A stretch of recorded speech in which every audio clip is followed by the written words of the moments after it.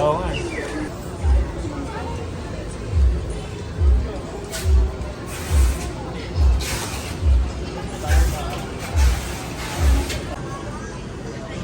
So yun mga kasapat, papakita ko sa inyo kung paano magpalit ng charging pin ng Type-C. Ano? So yun. Ito pala ay banginginan yung laman. So papalitan natin siya ng charging pin. So karaniwan na pinapalitan dito ay isang buo na. Kasi nga mahirap siyang gawin. Kasi marami yung linya. So ngayon papakita ko sa inyo kung paano magpalit na. Papalitan natin siya ng bagong pin. Let's go!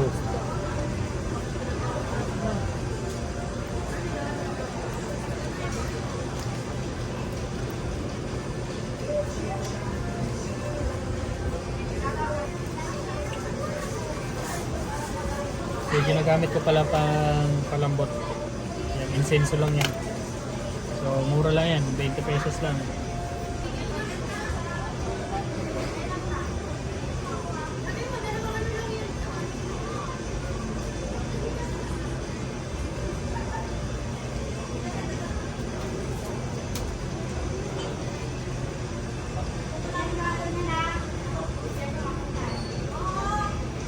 Ay, paggawa kayo mga... Hindi siya sa...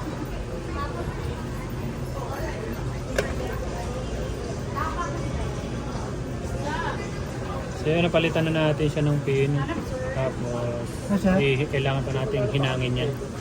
Kailangan natin hinangin niya kasi Didikit lang ba? kailangan natin yan ihinang para mag-charge. 150 sir?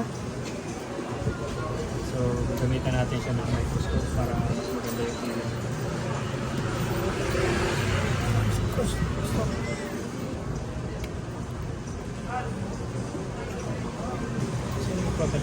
Nasaan na, sir?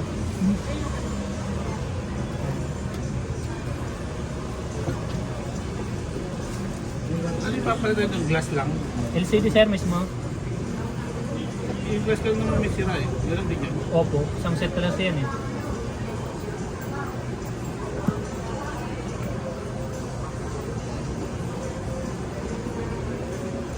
Daling ko bukas, sir. Sige lang. Kapatid ko sa'yo.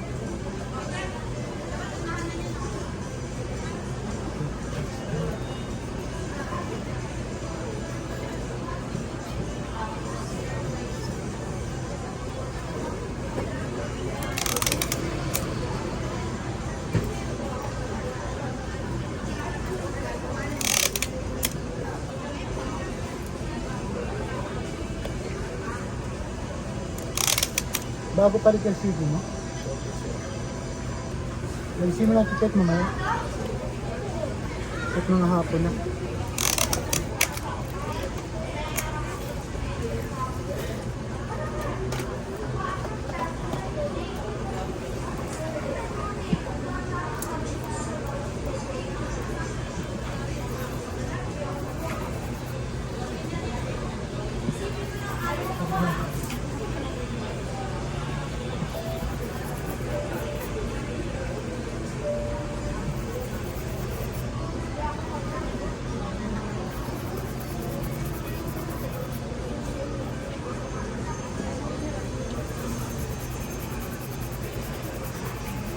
Ay, pasok na sir.